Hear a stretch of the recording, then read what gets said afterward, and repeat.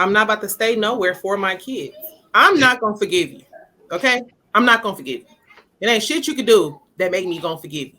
I'm not about to have my kids in no hostile ass house because every time you come in my way, I'm looking at you any kind of way. Now I'm about to influence my kids to be looking at you that any kind of way. That's not healthy for my kids. No, I'm gonna leave and I'm gonna be mature and make sure my kids still love their dad and have the wonderful image of their dad that they're supposed to have. And he gonna come get these motherfuckers every other week. You're about to have these motherfuckers because I'm about to go out here and find me some new dick.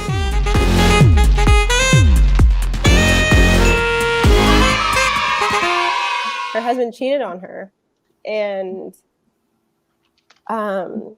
towards the end of the movie, they end up going. They show them in like marriage counseling, and she says something like, "I can never trust him again," or "What he did hurt me." What she said something cliche that people say when they get cheated on.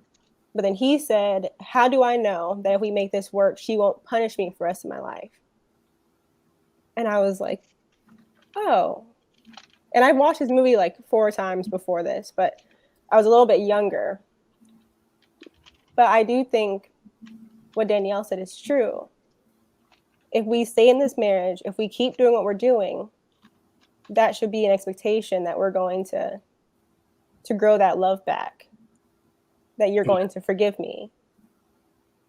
And the advice that the therapist gave them was to make a decision, and if they wanted to be together and they were willing to put the past behind them, they're going to meet on this bridge. And they both met up at this bridge, meaning that they agreed to put the past behind them and move forward. So I think if you do what you're supposed to do and you decide to be together after the cheating has happened, yeah, I think both of the people can expect love and effort. Okay. That definitely threw a wrench in my plans, the way you guys answered that, because I learned something from that, so thank you. CJ, the high value nurse, what's going on, my man? Thanks for joining the panel. What's up, man? Just studying, bro. Studying last test tomorrow, bro. Yes. Shout out to the panel. Good topic. What's going on, man? What we talking? I mean, yeah, you can expect it. Well, you get it. You're gonna get it. Don't mean you're gonna get it. Personally, I'm not. You cheat on me, it's a wrap. And then if I cheated on somebody and they found out, I wouldn't even stay. Because I guess no. You don't think cheaters make a mistake though? Yeah, you can. No, you don't cheat on accident. No, you never got drunk and just kind of like, oh, no, never. Yo, dick, like, do not accidentally fall into some coochie. It don't happen. You do it because you want to. Yeah. No. People, they use that as an excuse. Drinking lowers your inhibitions. Huh? Drinking lowers your inhibitions. You want to do it, of course. You want to do it. I'm not going to say that you don't. You want to do it. But after a couple of drinks, you're going to be a little bit more giving to let that situation happen. But my question is, why would you put yourself in that position to begin with? Agreed. You don't cheat on accident. You cheat because you want to. You cheat because you saw an attractive woman. She was bad. You want to smash. There's no accident about it. It may be wrong. You may be sorry about it, but there's no accident. I did it because I wanted to. I'm sorry I got caught. I'm sorry I hurt you in the process, but it's no accident at all. So people use that as an excuse. Just be real. Shit. I mean, damn, she was bad. I mean, what can I say? Well, that's what I'm saying. Like, because John made a good point. He said he's pretty much gonna lay it out all on the line. All right, you caught me. Here's what I would listen. Tell me what you want me to change, and I'll tell you what I want you to change, and we can move forward from there. Danielle made a great point. We can't move forward if you're gonna keep holding it against me. Danielle and Chris made that good point. You can't move forward if you can keep holding against me. So instantly you would leave. You wouldn't. So you're cheating because you don't see any value in that person at all. For me, in my personal opinion, if I'm gonna cheat, I'm just gonna leave anyway. I don't believe in secrets. I work too much. I'm a bad liar, so I'm not gonna even play those type of games. I'm gonna just leave. Period. Before I do the cheating. Like if I'm really that unhappy and I feel like I need to do it, then I'm gonna go. But if I got caught, I know that the woman would never look at me the same again. It's Never. a wrap. And as soon as a fight happen, it's gonna take her right back to that instant. For the most part, with most people. So if I even look at another chick a different way, I'm thinking about that time this nigga smashed the other broad again. Nah, I ain't got time for that. I mean, you don't think most people can get over it? I don't think most people ever get over cheating. They say they do. I don't think people ever really get over it though. You suppress it as a part of your defense mechanism. Like if you ask me, if you rearrange that question, I just answered that question on how I seen that question, right? Can I expect to be loved again? Yeah, I would. But I understand exactly what is going to occur because centered around all my training. So this whole new relationship, really, if she says she want to stay, I know that I'm fixing to have to provide like therapy indirectly with her, like changing, like taking the lock off my phone. I might need to get a whole new phone number. You understand what I'm saying? Like if I really like her, if I really love her, and I want to keep her for real, like I'm the one who I'm glad she said that she wanted to stay, right? So I'm gonna have to make some changes. Then it's got to be therapeutic because there's a certain amount of trauma that men and women both carry related to cheating. You got to understand what cheating does to you. Women and men both have ego, and it just destroys your self-image. It destroys who you thought you were. It's just like you putting on something into you, man. Man, I look good, and then a group of people agree across the board that's the ugliest shit they ever seen in their life. Imagine that. And that's how cheating feels. And that's just that much of it. You came out feeling good about yourself, and they just tore your ass all the way down. Hold on. To anyone in the chat, I dropped a link to the stream in the chat, so come on up if you want to join the conversation. But go ahead. I'm just saying that's why you really got to love yourself above all, because some people never get over it. Ever. Some people stay in situations because they feel they can do better. And I know people say, well, I'll stay for the kids and all that kind of stuff. Me, I'm not staying for no kids because I don't trust you. I'll never trust you again. You dig? So I'm good. That's going. And salute to the people that do it. I couldn't do it, but here's what it is. So a friend of mine posed this question to me that their friend recently caught the girlfriend in an emotional affair, essentially. They were texting someone and saying, like, I love yous and blah, blah, blah. That was overseas. In that scenario, what do you do? Go be with him overseas. No salvage in the relationship? No. Because if you give somebody the room to play those games with you once, 9 times out of 10, they'll try it again. Don't play with me at all. I'm not the one to play with. Go do that to somebody else. Chris, what do you think? Go ahead, TJ. Finish, and then she. No, go ahead. I was done pretty much. I don't know anymore. Is this fan loud? Is it too loud? Can you guys hear me okay? Okay. Yeah. I don't know anymore. Watching that movie really, it kind of opened my eyes because I do feel like in the Black community, when we think of cheating, it's always extremely malicious. And then we have so much pride, or we're like, no, I got to protect, my ego. So bye. Christ. But it's a lot. I think the question is, so I have 2 questions. Is an accident and a mistake the same thing? Can you cheat and it be a mistake? Like, of course it can't be an accident, but can it be a mistake? Like, can you regret it, know it was wrong? Maybe you didn't know, you weren't thinking clearly before, but afterwards it kind of hit you that it was wrong. And then you ask for forgiveness. And then after that, the question is, when does the other person ask if they contributed to that person wanting to cheat, which is something that I never really considered before, because I always thought, no, like, you don't cheat, just don't do it. Mhm. But after watching that movie, this Miranda, she didn't have sex with her husband for 6 months.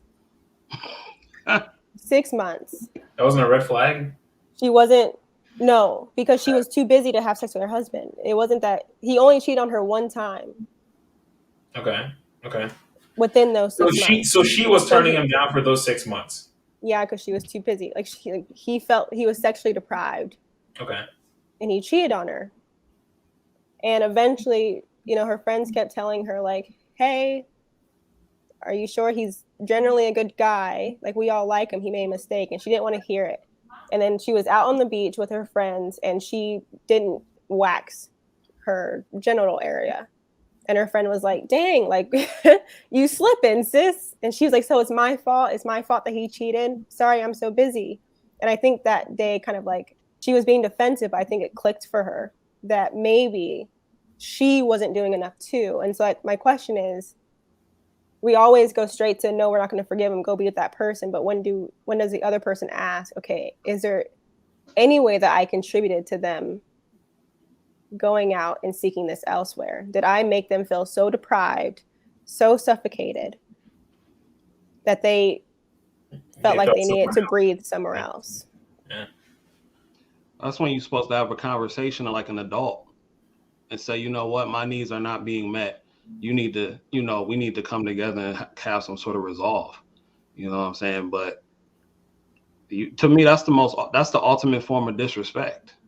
You know, I don't. Okay, so what if the person did come to you and say, you slipped? Yeah, the guy. Then I can accept that. All right, I'm slipping. Let's come to a resolve. Let's talk about it. Let's work on it. And okay, if nothing gets done, not willing to hear that though. Then you may need to evaluate your relationship. But they married. You may need to evaluate your marriage. Yeah. Still, yeah. Statement still stands. I mean, it's really that simple. Like, people try to make this cheating thing so complicated, but it's not. It's not. People are just too scared to leave. That's what it is. People come up with every excuse in the book. I don't want to leave for my kids. I don't want to leave my husband. That's cool. That's cool, but just be real about it. I stayed because I'm scared. I'm scared. Don't nobody want to get disrespected on a regular basis. Sure. I mean, cheating, I'm with CJ. Cheating is a very simple. Let me tell you something. How do you determine if a person is mentally ill and should not go to court to get their life taken away from them? How do you determine that? It's with the McNaughton's rule. If they can't tell the ability right to know right from wrong. That's right. That's correct, Chris. So when you go into a store, what keeps you from stealing? Even when you're drunk? What? When you drunk at the bar, what keeps you from reaching over in the bartender's tip jar? The fear of getting caught? Or you just know you shouldn't do that? Alcohol lowers your inhibitions. So if that's the case, you should reach your drunk ass hand in that jar and grab that money. Yeah, there's some people. Some have higher inhibitions, some have lower inhibitions. Nah, bro, listen. Cheating is something that is distinct. It is very intentional. It is fucking done. You just do it. You either gonna not do it or you gonna do it. Now, there are mitigating circumstances that get you thinking about it more. But at the end of the day, cheating is a physical action that requires you gives you a lot of time to stop, reevaluate what you got going on, and then not do nothing, right? Because you gonna go and you gotta find the girl if you ain't already been talking to her, and if you've been talking to her, you gotta go to her if you're a dude, or you gotta go to him if you're a woman. You got time to think about it. You got time where he undressing you or you undressing. You got time to turn around and not do it. So if you're going to go through it, your mind been made up. This is what you want to do, and you going to go do it. Ain't no accidents. Ain't no mistakes. This is intentional. The only So time you're gonna realize it was a mistake is when you look at the whole big picture and reevaluate what you did to that person and now how you living years later, and you notice that maybe your life is better and it wasn't a mistake. It was, I'm sorry for hurting that person, or your life is worse and it was a mistake, but they don't want you no more. So you gotta live with that. That's the way I see it. okay, neat. What we talking? How you doing? Thanks for coming out to the panel, by the way. Oh, I don't even know how to mute myself. Look at that. It's been a while since I've been on anything. So the question: can you expect to be loved after cheating on someone? Mhm. And my answer is depends. Depends. It Okay, depends. let's hear it. Let's hear it. What Is does it that depend on? person is the person who cheated truly sorry and trying to make amends? Is that person did that person change their ways? Did that person open up? Did that person totally, cut whatever was going on out of their life? Okay. Then yes, Can I ask you something? can. Can I ask something? Yeah, If you got cheated on, do you think you played a part in that? absolutely, Yeah. absolutely. Now, about 3 years ago, I would have said, "Hell no."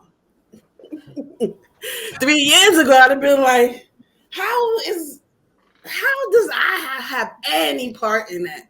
That doesn't make sense. Like what John was saying earlier, you did it, you chose it, you planned it out, you so how am I forgiving that?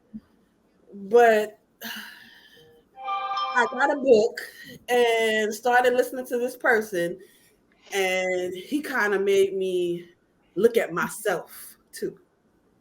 Like, why am I rushing to take my husband away from these children if that do that? You know what I'm saying? Mhm. If I leave my husband, Oh, that's a why? different thing. We were talking Yeah, about we were hitting that point earlier. So you were saying you have to think about the kids in this situation, yeah, not your happiness. yes, because they're little. Like when the kids are big, so I think it's different. But when the Okay. kids are really small, it's kind of like you can't do that. You Can't think do you that. think about you think you're not thinking about your happiness. You're thinking about the kids' happiness. The kids. Yes, because Okay. it's very crucial when they're younger. Okay. Because my mom and dad broke up when I was like 3 years old, and I still can remember fights between them. So that's it's really crucial. It's really crucial when they're young. So I actually taking a look at myself, like what Chris was saying earlier about what I did throughout that time period. Mm. Because this is something that I have covered on my second season of my podcast, and we actually had a woman and a man who was married that come and they wrote a book about cheating, why you cheat.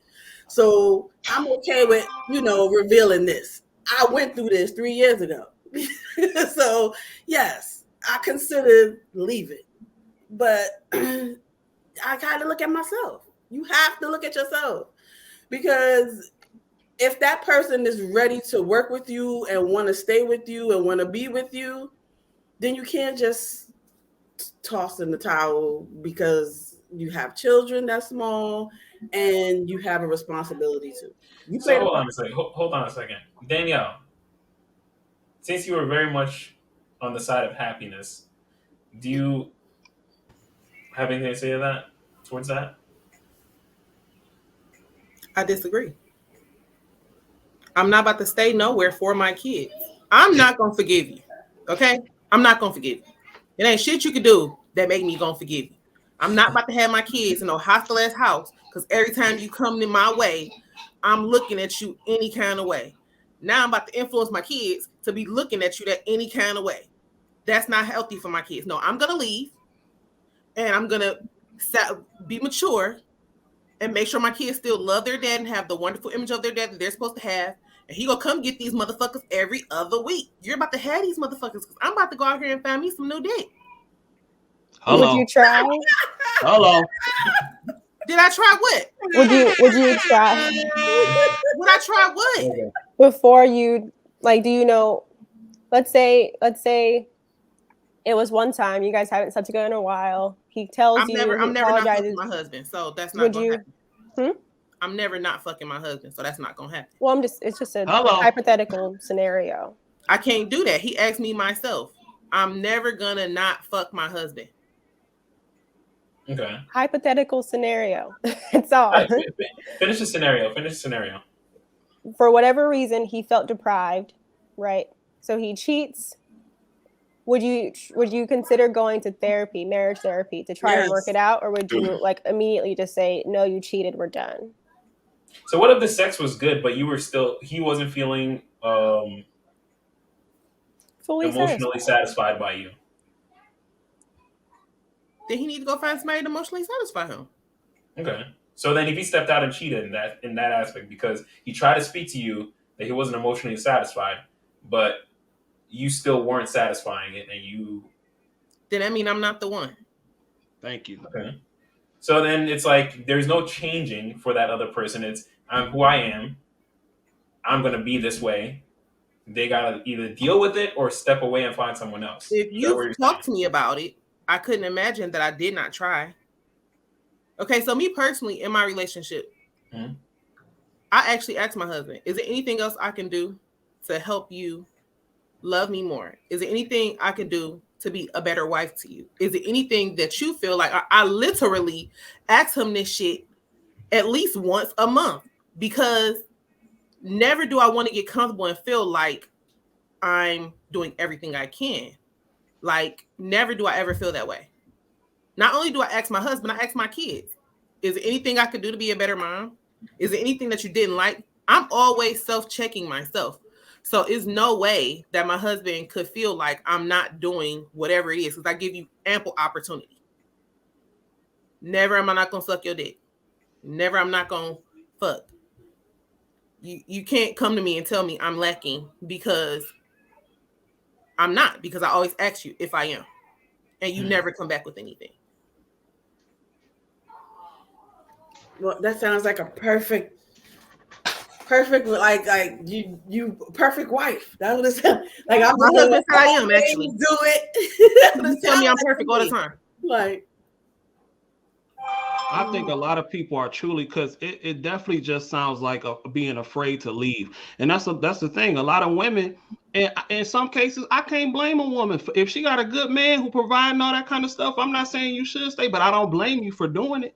It's hard to find that. And just admit it. I'm scared because I don't think I can do better than what I got. There's nothing wrong with saying that. I don't think that I can do better than what I got. He provides for me. He feed us. We taken care of. We live in this nice house on this nice side of town. Cool. I'ma stay. Because to me, this might to her, it might not be worth leaving.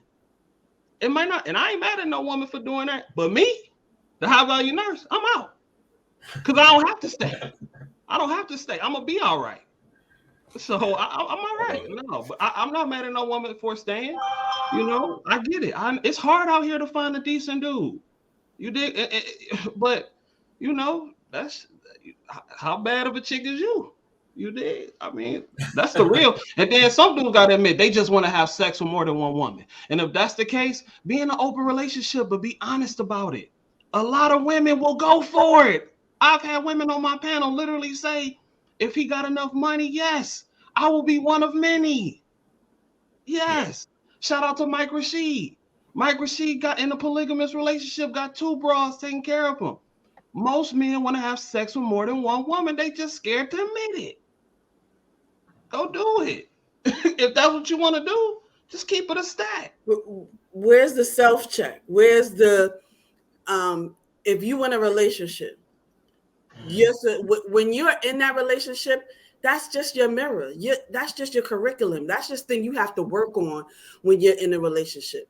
So if you're with somebody and they actually cheat on you, not to say that you made them cheat, but there's something and some dynamic in that relationship that you contributed to because you are part of that relationship that you need to see. I'm not saying that you have to stay, but you need to see what you did. That's So, not always true. and but everybody that's not need to always make true, that though. decision. I know. for I themselves. 100% agree with that. I That's think. not always Listen, true, though. there is just who that is. There's a very popular person on here. They need to mute their goddamn phone. All right, but I don't give a shit. We're on YouTube. I don't care.